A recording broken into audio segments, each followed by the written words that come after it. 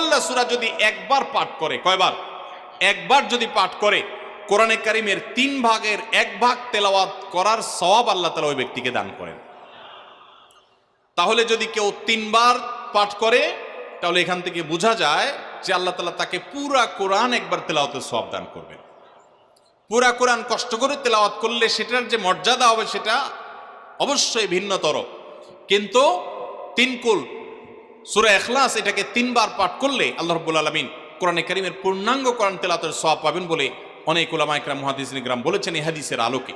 এটা হলো এর দ্বিতীয় ফজিলত, প্রথম ফজিলত। দ্বিতীয় ফজিলত হলো আমাদের প্রিয় নবী সাল্লাল্লাহু আলাইহি ওয়াসাল্লামের সময় তিনি এক দলকে একটা অভিযানে পাঠিয়েছেন।